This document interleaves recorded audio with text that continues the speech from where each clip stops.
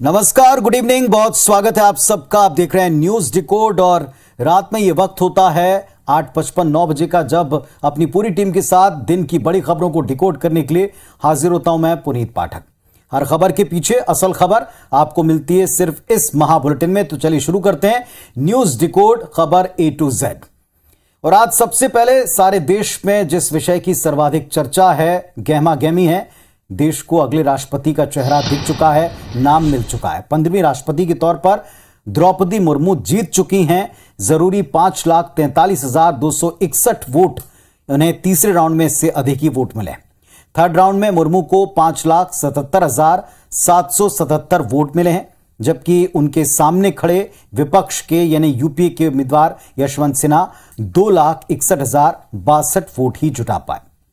इसमें राज्यसभा लोकसभा के सांसदों समेत 20 राज्यों के वोट शामिल हैं। बाकी के राज्यों की गिनती अभी भी चल रही है।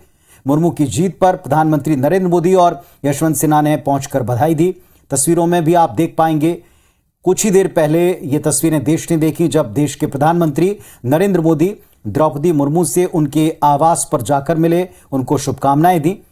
पीएम मोदी ने मुर्मू को राष्ट्रपति पद पर जीत के लिए बधाई दी और साथ ही साथ भारतीय जनता पार्टी के राष्ट्रीय अध्यक्ष जगत प्रकाश नड्डा भी इस अवसर पर पहले से मौजूद थे। उन्होंने भी मुर्मू को शुभकामनाएं दी और प्रधानमंत्री की अगवानी भी की।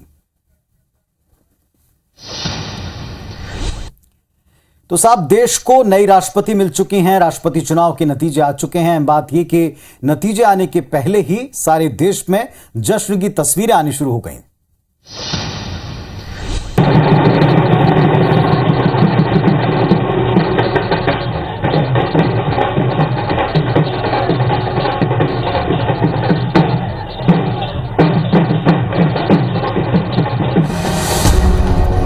जश्न की इन तस्वीरों को देखिए। ये जश्न देश के 15वें राष्ट्रपति मिलने का है। तो आखिरकार देश को आदिवासी वर्ग से पहला राष्ट्रपति मिल ही गया। जाहिर है इस बात पर द्रौपदी मुर्मू के समर्थकों का जश्न मनाना बनता है। कई जगहों पर नतीजों के ऐलान के काफी पहले से ढोल नगाड़े बजने लगे, मिठाइयां बंटने लगी। रायपुर में बीजेपी नेताओं ने एक दूसरे को मिठाई खिलाकर अपनी खुशी का इजहार किया। अनुसूचित जनजाति परिवार से निकल के एक भारतीय जनता पार्टी के कार्यकर्ता आज उस सर्वोच्च स्थान में पहुंची है। ये देश के लिए, समाज के लिए और सर्वारा वर्ग, गरीब वर्ग के लिए बहुत बड़ी बात है। इसी तरह मध्य प्रदेश में भी राष्ट्रपति चुनाव के लिए मतगणना की शुरुआत से ही जश्न का माहौल दिखा। अब 25 जुलाई को द्रौपदी मुर्मू राष्ट्रपति पद की शपथ लेंगी। तो ये जो सफर है बड़े कमाल का है और इसको जानना हर देशवासी के लिए निश्चित तौर पर जरूरी भी है। बिजली विभाग में कनिष्ठ सहायक से लेकर राष्ट्रपति तक का सफर द्रौपदी मुर्मू ने तय किया। सफर बेहद लंबा और निश्चित तौर पर चुनौतीपूर्ण रहा। आज हम द्रौपदी मुर्मू के सियासी और निजी जीवन से जुड़े कुछ किस्सों को भी डिकोड करते हैं। ओडिशा में सिंचाई और बिजली विभाग में एक कनिष्ठ सहायक से लेकर राष्ट्रपति बनने तक का सफर आदिवासी नेता द्रौपदी मुर्मू के लिए बेहद लंबा और मुश्किलों भरा रहा। संथाल समुदाय में जन्मी मुर्मू ने 1997 में रायरंगपुर नगर पंचायत में एक पार्षद के तौर पर अपना सियासी करियर सफर शुरू किया और इसके बाद साल 2000 में ओडिशा सरकार में मंत्री बनी। बाद में 2015 में झारखंड के राज्यपाल पद को सुशोभित किया, जिम्मेदारी संभाली। रायरंगपुर से 2 बार विधायक रहे मुर्मू ने 2009 में तब भी अपनी विधानसभा सीट पर कब्जा जमाया था, जब बीजेपी ने राज्य के चुनाव से कुछ हफ्ते पहले बीजेपी से नाता तोड़ लिया था और इसमें मुख्यमंत्री नवीन पटनायक की पार्टी बीजेपी ने जीत दर्ज की थी। मुर्मू को साल 2007 में ओडिशा विधानसभा की तरफ से सर्वश्रेष्ठ विधायक के तौर पर नीलकंठ पुरस्कार से नवाजा गया। उनके पास ओडिशा सरकार में परिवहन, वाणिज्य, मत्स्य पालन और पशुपालन जैसे अहम विभाग भी रहे। मुर्मू बीजेपी की ओडिशा इकाई की अनुसूचित जनजाति मोर्चा की उपाध्यक्ष और इसके बाद फिर अध्यक्ष भी रही हैं। उन्हें 2013 में बीजेपी राष्ट्रीय कार्यकारिणी एसटी मोर्चा के सदस्य के तौर पर नामित किया गया। मुर्मू का विवाह श्याम चरण मुर्मू से हुआ और दंपति के 3 संतानें हैं, 2 बेटे और 1 बेटी। हालांकि उनका जीवन व्यक्तिगत त्रासदियों से भरा भी रहा, क्योंकि उन्होंने अपने पति और 2 बेटों को खो दिया। वहीं उनकी बेटी इतिश्री का विवाह गणेश हेम्ब्रम से हुआ था और इसके बाद जो आज हो रहा है, जो आज घट रहा है, वो आने वाले वक्त में निश्चित तौर पर एक इतिहास बनता जा रहा है। इतिहास इस बात का भी कि एक आदिवासी महिला, एक नेत्री, एक संघर्षशील तबके से आने वाली महिला आदिवासी वर्ग से पहली बार प्रथम नागरिक के तौर पर शपथ लेंगी 25 को। चलिए बात एक ऐसे केस की जो सारे देश में चर्चा में है और उसकी चर्चा सर्वाधिक उन्हीं की पार्टी कर रही है। नेशनल हेराल्ड से जुड़े मनी लॉन्ड्रिंग मामले में ईडी ने कांग्रेस अध्यक्ष सोनिया गांधी से आज पूछताछ की।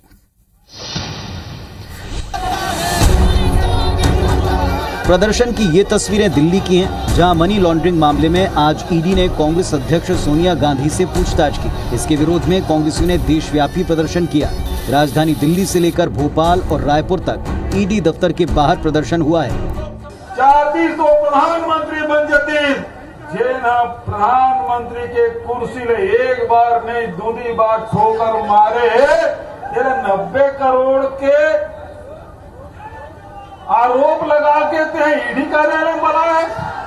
केवल राजनीतिक प्रतिद्वंद्विता का उत्पीड़न का मामला है। दिल्ली में ईडी का विरोध कर रहे कई कांग्रेसी नेताओं को पुलिस ने हिरासत में लिया, लेकिन अधिकार को छीना जा रहा है, बल प्रयोग किया जा रहा है और इस लोकतंत्र में, डेमोक्रेसी में विपक्ष को, उसकी आवाज को कुचलने का काम हो रहा है। उसका विरोध हम लोग कर रहे हैं। पूछताछ के दौरान ईडी के दफ्तर में प्रियंका गांधी और डॉक्टर्स की एक टीम भी मौजूद रही। आपको बता दें कि इसके पहले ईडी राहुल गांधी समेत कई कांग्रेसी नेताओं से पूछताछ कर चुकी है। तो मनी लॉन्ड्रिंग मामले में ईडी ने कांग्रेस अध्यक्ष सोनिया गांधी से पूछताछ कर ली, जिसके विरोध में कांग्रेस पार्टी सड़क पर उतरी। राजस्थान के मुख्यमंत्री अशोक गहलोत ने बयान दिया कि सोनिया गांधी को बुलाने की बजाय ईडी को उनके घर जाकर पूछताछ करनी चाहिए थी। आखिर क्या है इस सब के पीछे, सोच क्या है, जरा इस बात को डिकोड कर लें। लोकतंत्र में कानून की नजर में सभी नागरिक समान ही होते हैं।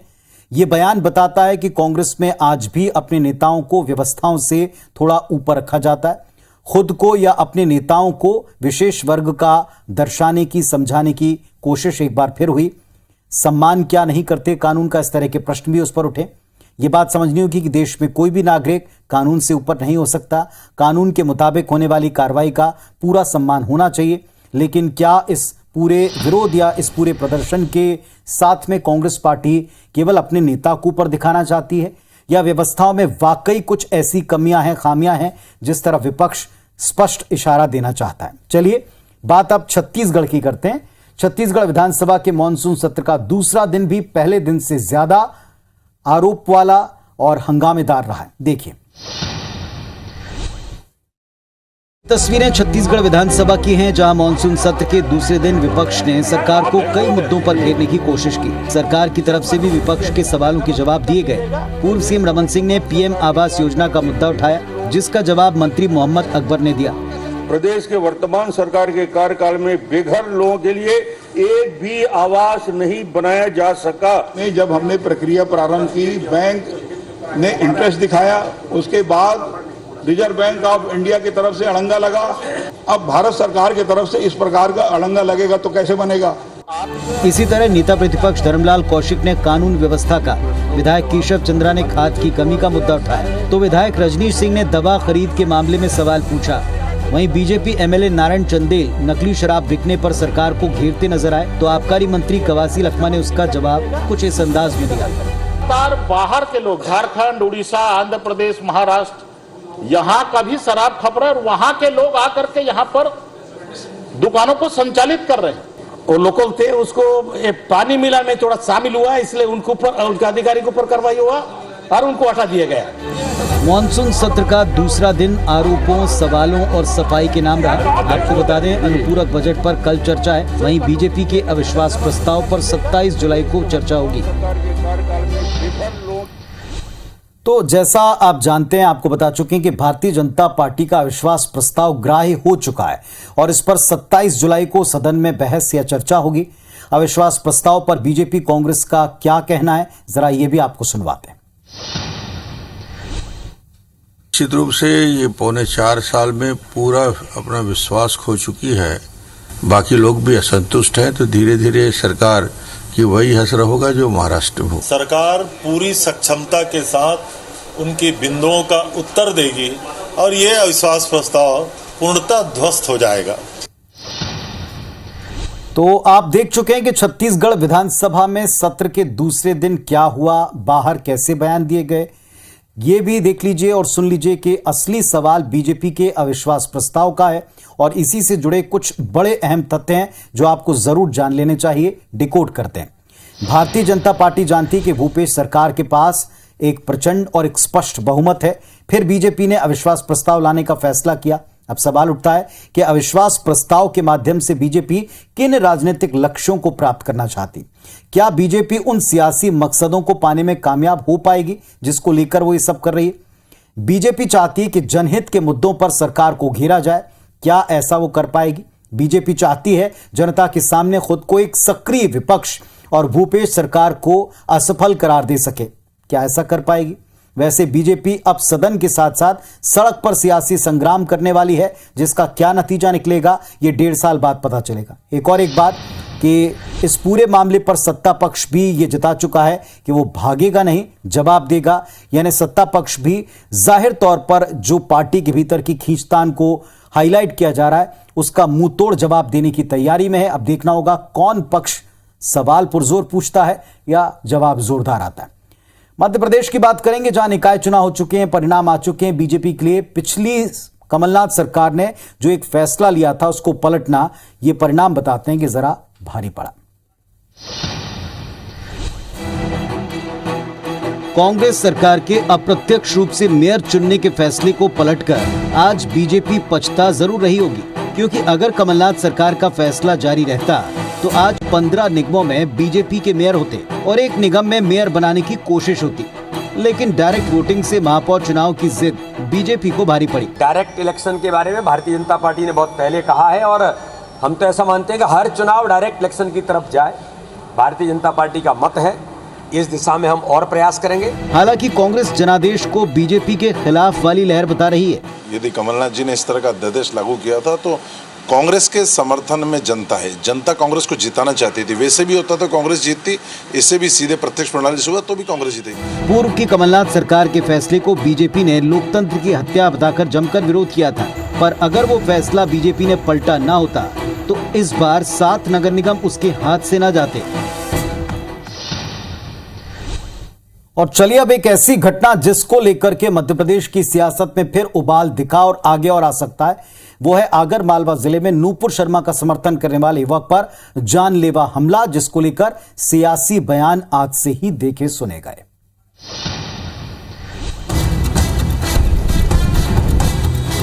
आगर मालवा में नूपुर शर्मा के समर्थक पर जानलेवा हमले को लेकर पुलिस ने आरोपियों के खिलाफ हत्या की कोशिश, बलवा समेत दूसरी धाराओं में केस दर्ज कर लिया है। आरोपियों पर एनएसए और जिला बदर की कार्रवाई भी की जाएगी। इतना ही नहीं, आरोपियों के खिलाफ अतिक्रमण अभियान भी चलेगा। सब पर 307 जैसी गंभीर अपराध में कार्रवाई हो गई है। अतिक्रमण अभियान भी आज से वहां पर प्रारंभ किया जाएगा। वहीं कांग्रेस घटना के लिए बीजेपी आरएसएस को जिम्मेदार बता रही है। ये सब भारतीय जनता पार्टी करा रही है, आरएसएस करा रही है। ये इशू बनाकर वोट कैसे बटोरना, ये इनका पूरा एक सूत्री कार्यक्रम है। दरअसल बुधवार को 13 युवकों ने आयुष नाम के युवक पर चाकू से जानलेवा हमला किया था, जिस पर सरकार ने सख्ती दिखाई, लेकिन कांग्रेस सरकार पर हमलावर है। तो कोई नूपुर शर्मा को लेकर सरहद पार कर लेता है तो कोई नूपुर शर्मा के समर्थन करने वालों पर पूरे देश में हमले प्लान करता है या हो जाते हैं। इसको लेकर भी एक बहस है। हमले की कई वारदातें अब तक सामने आ चुकी हैं। उदयपुर, अमरावती में एक हत्या तक हो चुकी है। अब सवाल उठता है कि आखिर एमपी सरकार को ऐसे वक्त में किस तरह के एक्शन लेने चाहिए और क्या हो रहा है, डिकोड करते हैं। सरकार को आम लोगों तक यह संदेश स्पष्ट तौर पर पहुंचाने की कोशिश अवश्य करनी चाहिए कि एमपी में नफरत का कोई स्थान नहीं। नूपुर शर्मा के खिलाफ कार्रवाई चल रही है, हो भी चुकी है। ऐसे में उनके नाम पर किसी तरह की हिंसा को किसी कीमत पर बर्दाश्त प्रदेश में न किया जाए। दूसरी बात, एमपी पुलिस को ऐसी हिंसा के आरोपियों के खिलाफ सख्त से सख्त एक्शन वक्त रहते लेना चाहिए। तीसरी और अंतिम बात, किसी भी तरह की धमकी की शिकायत को इस दौर में कम से कम हल्के में ना लें, गंभीरता से लें और तभी उस पर आप वक्त रहते एक्शन ले सकते हैं। और अगर आप वक्त रहते एक्शन लेंगे तो शायद इस तरह की घटनाएं रुक सकती हैं। और अब बात छत्तीसगढ़ राज्य महिला आयोग के एक डेटा और इसके पीछे छिपी एक सच्चाई की।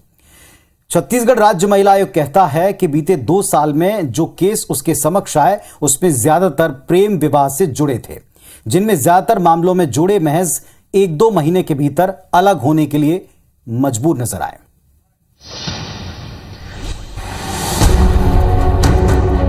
राज्य महिला आयोग ने ऐसे आंकड़े पेश किए हैं जिसे आप भी जानकर चौंक जाएंगे। आयोग ने दावा किया कि बीते 2 साल में 2000 से ज्यादा मामलों की सुनवाई की गई, जिनमें से ज्यादातर मामले प्रेम प्रसंग से जुड़े विवादों के थे। वहीं महिला आयोग की अध्यक्ष डॉक्टर किरणमयी नायक ने बताया कि बीते 2 साल में 2737 मामले सामने आए, जिनमें से 846 मामलों को नस्तीबद्ध किया जा चुका है। हमारे पास महिलाओं के हर तरह की समस्या आ रही, केवल घरेलू हिंसा या घर में प्रताड़ना के नहीं है, उनके अलग अलग चैप्टर हैं। इस समय अवधि में महिलाओं को प्रताड़ित करने संबंधी मामले भी सामने आए, लेकिन ज्यादातर मामलों की जड़ में प्रेम विवाह था। मतलब नियर अबाउट 60% मामले हमारे पास ऐसे हैं जो कि कम उम्र में भाग करके शादी करते हैं, लव मैरिज करते हैं, और वो कई बार 1 महीने में, कई बार 6 महीने में, कई बार साल भर में लव मैरिज का पूरा भूत उतर जाता है और वो आयोग में आ जाते हैं। इन समस्याओं पर चिंता जाहिर करते हुए आयोग ने पालकों से बच्चों के साथ मित्रवत रिश्ता बनाने की अपील की है, ताकि बच्चों को गलत फैसले लेने से बचाया जा सके। तो फौरी तौर पर आपको लग सकता है कि समस्या बड़ी हल्की, लेकिन इसके इम्पैक्ट काफी गहरे समाज में है। हमारी संस्कृति में विवाह को 7 जन्मों का बंधन माना गया। महिला आयोग के आंकड़े वास्तव में हैरान करते हैं और थोड़ा परेशान भी। आखिर हमारा समाज किस दिशा में जा रहा है और ऐसा क्यों हो रहा है, जरा इस बात को डिकोड कर लें। पश्चिमी सभ्यता, जिसको हम वेस्टर्नाइजेशन कहते हैं, हमारी सभ्यता में विवाह को लेकर एक बुनियादी फर्क है जो हम सब जानते हैं, लेकिन अक्सर मानने से थोड़ा गुरेज करते हैं। वेस्ट में जहां विवाह को एक सोशल डील, सामाजिक समझौता कहा जाता है, तो हमारी संस्कृति में विवाह को 7 जन्मों का अटूट बंधन, एक संस्कार भी है। प्रेम विवाह अधिकांशतः परिवार के खिलाफ जाकर हुए हैं, जिसका असर वैवाहिक जीवन के ऊपर पड़ता है। बहरहाल अरेंज मैरिज हो या लव मैरिज, एक बात ध्यान रखना है, आप अपने हिसाब से सही जीवन साथी को चुनें, विवेक से फैसला करें। विवाह के फैसले में जीवन साथी की शिक्षा, सामाजिक व्यवहार, आर्थिक परिस्थिति, पारिवारिक मौजूदा हालात, इन सबको ध्यान में रखा जाता है। विवाह में दिक्कत आने पर हताश होने की बजाय सब्र से काम लें, काउंसलर की मदद लें, परिवार साथ बैठकर अगर बातचीत करें तो काफी हल निकल सकते हैं। आपस में बातचीत के जरिए हर बड़ी समस्या सुलझ जाती, तो फिर यहां क्यों नहीं। चलिए, लेकिन अक्सर ऐसा होता नहीं और ये आंकड़े इस बात के गवाह। अब वक्त है एक ऐसी खबर का जिसे देख सुनकर यकीनन आपकी आंखें नम होंगी। हमारा दावा है आपने आज तक इस तरह की श्रद्धांजलि कभी नहीं देखी होगी।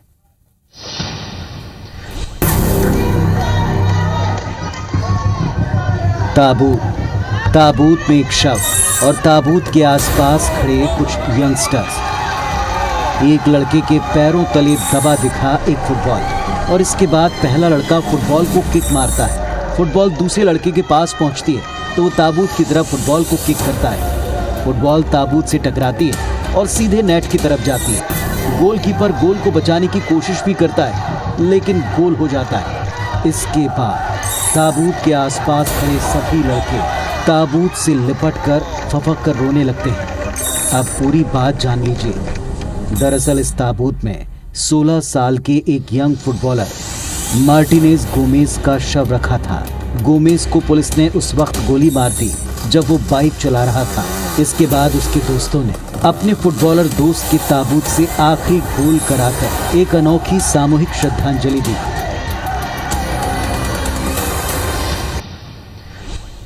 कई बार कुछ चीजें पूरी तरह सही, पूरी तरह गलत के कहीं बीच में जाकर ठहर जाती हैं। अब इसमें कौन सही कौन गलत हम नहीं ठहरा रहे, लेकिन इन तस्वीरों ने दिल को छुआ, अंदर तक इस तरह की श्रद्धांजलि ने छुआ, इसीलिए तस्वीरें आप तक पहुंचाएं। वैसे युवा कांग्रेस के राष्ट्रीय महासचिव से जुड़ी एक खबर भी आपको दे दें। पूर्णचंद पाड़ी दिल्ली दौरे पर हैं। वो कांग्रेस अध्यक्ष सोनिया गांधी से पूछताछ के विरोध में दिल्ली के प्रदर्शन में शामिल हुए। पूर्णचंद पाड़ी ने कहा कि केंद्र सरकार देश के प्रमुख मुद्दों से आम जन का ध्यान भटकाना चाहती है। हमेशा केंद्रीय संस्था ईडी, आईटी और सीबीआई का उपयोग इसमें कर रही है। उन्होंने कहा कि कांग्रेस ईडी से पूछताछ से कतई नहीं डरने वाली। देश भर में कांग्रेसी सोनिया और राहुल गांधी के साथ खड़े हैं, जो देश ने फिर देखा है।